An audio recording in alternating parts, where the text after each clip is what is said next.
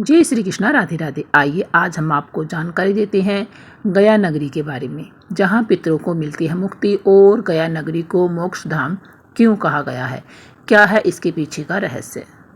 जी हाँ दोस्तों, जब भी हम गया नगरी का नाम सुनते हैं तो पितरों की मुक्ति का स्मरण अपने आप ही हो जाता है। लेकिन क्या आप जानते हैं कि यह मोक्ष धाम कैसे बना? इसके पीछे की कहानी एक अत्यंत अद्भुत और प्रेरणादायक कथा है।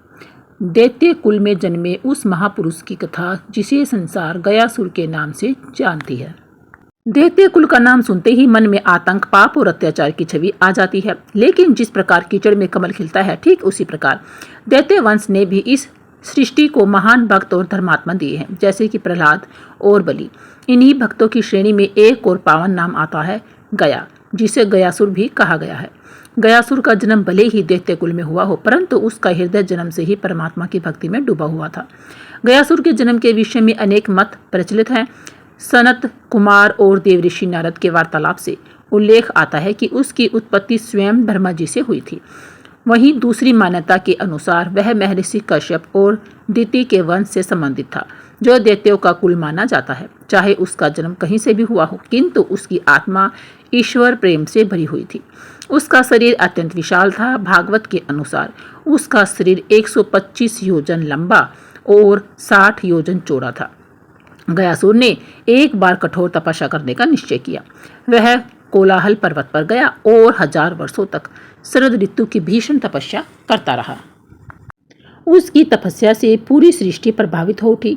इंद्र और अन्य देवताओं को भय हुआ कि कहीं गयासुर अपनी साधना से सर्व का राज्य न छीन ले। वे सभी ब्रह्मा जी के पास गए और समाधान मांगा। ब्रह्मा जी उन्हें लेकर भगवान शिव के पास गए।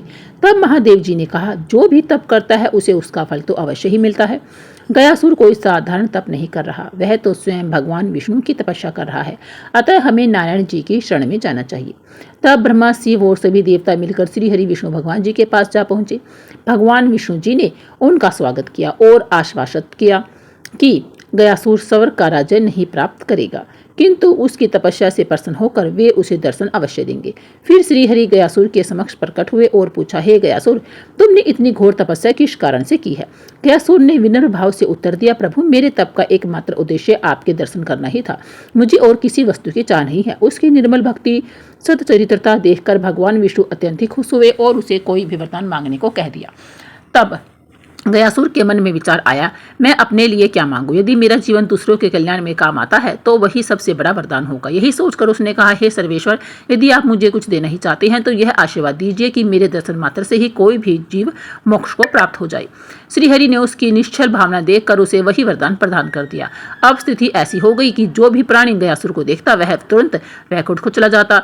यमपुरी सोनी हो गई, धर्म का संतुलन बिगड़ गया और पापी लोग भी निर्भय होकर पाप करने लगे, क्योंकि उन्हें विश्वास था कि गयासुर को देखकर उन्हें मोक्ष ही मिल जाएगा। इस प्रकार जो वरदान जीवों के कल्याण के लिए मांगा गया था वही उनके लिए अभिशाप भी बन गया। सृष्टि में बड़ी अव्यवस्था फैल गई। अब देवताओं ने पुनः श्री हरि की शरण लेकर प्रार्थना की, प्रभु, आपके ही वरदान के कारण यह संकट खड़ा हुआ है, कृपया इसका समाधान कीजिए। अब दैत्य कुल का महान भक्त गयासुर स्वयं जीवों की मुक्ति का साधन बन गया है, किंतु उसका यही वरदान सृष्टि के लिए संकट का कारण भी बन बैठा है। मोक्ष की प्राप्ति तो स्वयं देवताओं के लिए भी कठिन होती है, किंतु श्रीहरि विष्णु के वरदान के कारण दुष्ट और पापी लोग भी गयासुर के दर्शन मात्र से ही मोक्ष प्राप्त कर रहे हैं। यह देखकर देवता चिंतित हुए और श्रीहरि की शरण में जाकर प्रार्थना की, प्रभु, अब आप हमें इस अव्यवस्था से बचाइए। तब श्रीहरि विष्णु ने ब्रह्मदेव से कहा, हे वेदों के ज्ञाता, आप जगत कल्याण हेतु एक महान यज्ञ का आयोजन कीजिए और उस यज्ञ की भूमि के लिए गयासुर से उसका शरीर मांग लीजिए। इसी प्रकार सृष्टि के भले के लिए गयासुर ने जो भी वरदान मांगा है, जिससे अब असंतुलन उत्पन्न हो रहा है, उसका समाधान हो सकेगा। यह सुनकर ब्रह्मदेव गयासुर के पास पहुंचे। जब गयासुर ने परमपिता ब्रह्मा को अपने समक्ष देखा तो उन्हें दंडवत प्रणाम करते हुए कहा, हे परमेश्वर, यह मेरा अहोभाग्य है कि आपने मुझे दर्शन दिए। आपके दर्शन के लिए तो देवताओं को भी घोर तपस्या करनी पड़ती है, फिर आज ऐसा क्या कारण है कि आप स्वयं मेरे समक्ष उपस्थित हुए हैं? ब्रह्मदेव मुस्कुराकर बोले, हे भक्त श्रेष्ठ, श्रीहरि की इच्छा है कि पृथ्वी पर एक ऐसा यज्ञ संपन्न हो जैसा न तो आज तक हुआ हो और न ही भविष्य में कभी होगा। उनकी इच्छा है कि उस यज्ञ का संचालन मैं स्वयं करूं, किंतु इसमें एक बड़ी अड़चन है और उसे केवल तुम ही दूर कर सकते हो। इसी कारण आज मैं तुम्हारे पास आया हूँ। यह सुनकर गयासुर प्रसन्न होकर बोला, हे परमपिता, यह मेरा सौभाग्य है कि आप जैसे सृष्टिकर्ता मुझसे किसी सहायता की अपेक्षा रखते हैं। मैं तो सदैव जगत के कल्याण के लिए तत्पर रहता हूँ। आपने जिस यज्ञ की इच्छा प्रकटी है वह निश्चय ही समस्त संसार को सुख प्रदान करने वाला होगा, अतः उसका आयोजन अवश्य होना चाहिए। किंतु कृपया मुझे बताइए कि उसमें अड़चन क्या है, मैं उस समस्या का निवारण करने का पूरा प्रयास करूंगा। तब ब्रह्मदेव ने गंभीर स्वर में कहा, हे गयासुर, श्रीहरि के अनुसार वह यज्ञ ऐसी भूमि पर होना चाहिए जो इस जगत में सर्वाधिक पवित्र हो। ऐसी भूमि जो न देवताओं, न गंधर्वों और न ही सिद्ध महर्षियों के पास है। ऐसी भूमि जिसके केवल दर्शन मात्र से मनुष्य जन्म मरण के चक्कर से मुक्त हो जाए और जिसके पुण्य से जीव सीधे वैकुंठ को प्रस्थान कर सके। मुझे उस यज्ञ के लिए ऐसी भूमि चाहिए। यह सुनकर गयासुर आश्चर्यचकित रह गया और कुछ देर तक मौन होने के पश्चात बोला, हे परमपिता, आपने जिस भूमि की आकांक्षा व्यक्त की है वैसी भूमि पाना असंभव है। फिर जब आप जैसे सृष्टिकर्ता भी उसे नहीं खोज पा रहे हैं तो मैं भला उसे कहाँ से ढूंढ सकता हूँ। किंतु मुझे समझ आता है कि एक ही ऐसा स्थान है जो आपकी सभी शर्तों को पूर्ण कर सकता है और वह है मेरा अपना शरीर। श्रीहरि के आशीर्वाद से जो कोई भी मेरे शरीर के दर्शन करता है वह मुक्त हो जाता है, अतः उस यज्ञ की भूमि हेतु मैं अपना शरीर समर्पित करता हूँ। आप निश्चिंत होकर मेरे शरीर पर वह यज्ञ संपन्न करें। गयासुर के त्याग और निस्वार्थ भाव को देखकर ब्रह्मदेव अत्यंत ही प्रसन्न हुए और बोले, हे गयासुर, तुम वास्तव में भक्तों के में श्रेष्ठ हो। अपने शरीर का इस प्रकार दान देना हर किसी के लिए संभव नहीं है। तुम्हारे इस महान त्याग के कारण तुम्हारा नाम महर्षि दधीचि के समान श्रद्धा और आदर से लिया जाएगा। तुम्हारे शरीर पर संपन्न होने वाला यह यज्ञ तीनों लोकों में अद्वितीय होगा। यह देख कहकर ब्रह्मदेव यज्ञ की तैयारियां हेतु अपने लोक को लौट गई। इधर ब्रह्मदेव द्वारा अपने शरीर का दान मांगे जाने के पश्चात गयासुर दक्षिण पश्चिम दिशा में पृथ्वी पर गिर पड़ा, जिसके चरण दक्षिण दिशा की ओर और सिर पश्चिम दिशा की ओर कोलाहल पर्वत पर जा टिका। इस प्रकार 125 योजन लंबे और 60 योजन चौड़े गयासुर के विराट शरीर पर ब्रह्मदेव स्वयं यज्ञ करने को विराजमान हुए। जैसे ही यज्ञ आरंभ हुआ गयासुर का विशाल शरीर हिलने लगा। तब ब्रह्मदेव ने अपने तेज से 40 ऋतु जो यज्ञ करने वालों पुरोहितों को उत्पन्न किया और उन्हें भी गयासुर के शरीर पर विराजमान होने का आदेश दिया। उनकी आज्ञा अनुसार वे 40 ऋषि गयासुर के शरीर पर बैठ गए और किंतु उसका सिर फिर भी हिलता रहा। अब ब्रह्मदेव ने सभी देवताओं को गयासुर के शरीर पर विराजमान होने का कहा ताकि उसका सिर स्थिर हो सके, किंतु सभी देवताओं के बैठने के बाद भी गयासुर का सिर हिलता हिलता रहा। तब ब्रह्मदेव ने धर्मराज से कहा, आपके लोक में जो महान शिला है जो वास्तव में धर्मवर्ता है उसे लाकर गयासुर के शरीर पर रख दीजिए। उनकी आज्ञा के अनुसार धर्मराज ने धर्मपुरी से उस शिला को लाकर गयासुर के सिर पर रखा, किंतु वह धर्मात्मा उस अत्यंत पवित्र शिला के साथ भी हिलता रहा। क्या आप जानते हैं कि धर्मवर्ता कौन थी? धर्मराज यमराज की एक धर्मपरायण और तपस्विनी पुत्री थी धर्मवर्ता। उसका जीवन पूरी तरह व्रत, नियम और ध्यान धर्म पालन में बीतता था। वह अपने पिता की तरह ही न्यायप्रिय परंतु साथ ही करुणामयी भी थी। उसने आजीवन ब्रह्मचर्य का पालन किया, घोर तपस्या की और देवताओं की भी प्रिय बन गई। उसका संकल्प था कि वह अपना जीवन केवल धर्म की रक्षा और लोक कल्याण के लिए समर्पित करेगी। आखिर धर्मवर्ता का शिला रूप में परिवर्तन कैसे हुआ? धर्मवर्ता ने अनेक वर्षों तक कठिन तप किया। उसकी तपस्या इतनी कठोर थी कि उसका शरीर धीरे धीरे स्थिर होने लगा और अनंतः वह शिला स्वरूप में परिवर्तित हो गई। देवताओं ने उसे वरदान दिया, हे धर्मवर्ता, तुम शिला रूप में रहकर भी संसार का कल्याण करोगे।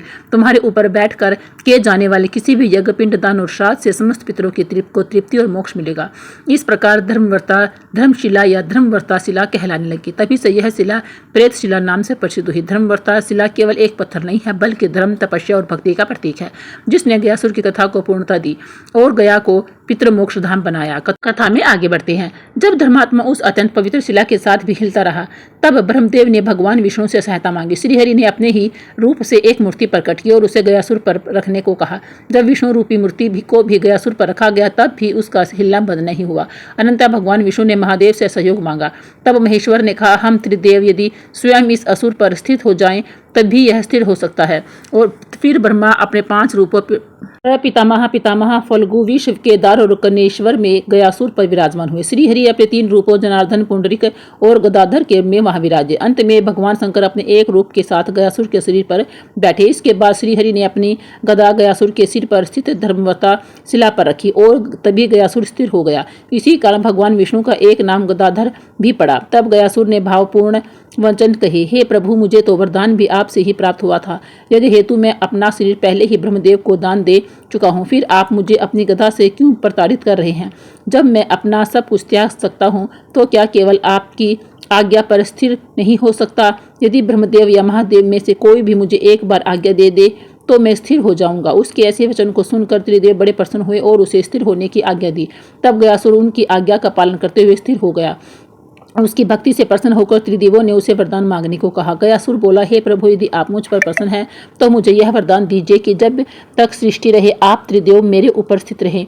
यह तीर्थ मेरे नाम से प्रसिद्ध हो और यहाँ मुझ पर स्थित सभी देवता मूर्ति रूप में सदा विद्यमान रहे। जो कोई भी सच्चे मन से यहाँ पूजा करे उसे मोक्ष की प्राप्ति हो। तब त्रिदेवों ने उसे ऐसा ही वरदान दिया और तभी से 5 कोस में फैला यह महान तीर्थ गया तीर्थ के नाम से प्रसिद्ध हुआ। इसके अतिरिक्त ब्रह्मदेव ने सभी ऋषियों को गया नगर, 55 गांव, कल्प वृक्ष और कामधेनु प्रदान की और आदेश दिया कि वे कभी किसी से कुछ न मांगे। किंतु कालांतर में कुछ ब्राह्मणों ने लोक वसव दक्षिणा मांगना प्रारंभ कर दिया। तब ब्रह्मदेव ने उन्हें श्राप दिया और उनका सब कुछ छीन लिया। जब वे ब्राह्मण रोते हुए जीविका का साधन मांगने लगे तब ब्रह्मदेव ने कहा कि वे गया तीर्थ पर आने वाले यात्रियों के दान से ही जीविका चलाएंगे। त्रिदेवों सहित यह गयासुर के सिर पर स्थित धर्मवर्ता शिला प्रेत शिला के नाम से प्रसिद्ध हुई। आज भी जो कोई गया तीर्थ में श्रद्धा और आस्था के साथ पूजा करता है उसे त्रिदेवों सहित सभी देवताओं का आशीर्वाद प्राप्त होता है और मोक्ष की भी प्राप्ति होती है। दोस्तों, यह थी अद्भुत कथा गयासुर की, जिसने अपने त्याग और भक्ति से गया को पितरों का मोक्षधाम बना दिया। इसी कारण गया महातीर्थ में पिंडदान और श्राद्ध का इतना अधिक महत्व होता है। आप सभी को यह जानकारी कैसी लगी? अगर अच्छी लगी हो, पसंद आई हो तो लाइक करें, शेयर करें, सब्सक्राइब जरूर करें। बोलिए जय श्री कृष्णा, राधे राधे।